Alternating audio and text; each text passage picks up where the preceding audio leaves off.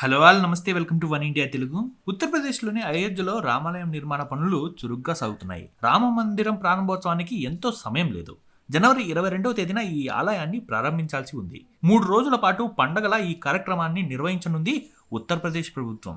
ఇక ప్రారంభోత్సవ గడువు సమీపిస్తున్న నేపథ్యంలో నిర్మాణ పనులు వేగంగా పుంజుకున్నాయి. 3 షిఫ్ట్లలో పనులు కొనసాగుతున్నాయి.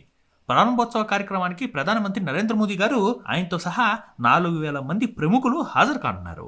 ఇక అయోధ్య జిల్లా అధికార యంత్రాంగం దీనిపై రోజు సమీక్ష సమావేశాలు చేస్తూనే ఉంది. ప్రారంభోత్సవ గడువు సమీపిస్తున్న నేపథ్యంలో ప్రధానమంత్రి నరేంద్ర మోదీ గారు నేడు అయోధ్యలో పర్యటించనున్నారు. ఆధునీకరించిన అయోధ్య రైల్వే స్టేషన్ ని ఆయన ప్రారంభించనున్నారు.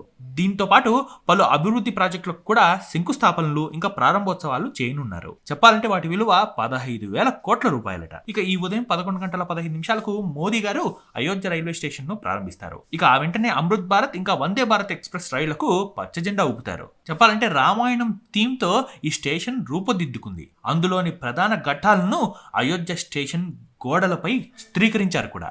ఈ స్టేషన్ కు అయోధ్య ధామ్ అని పేరు పెట్టింది రైల్వే మంత్రిత్వ శాఖ.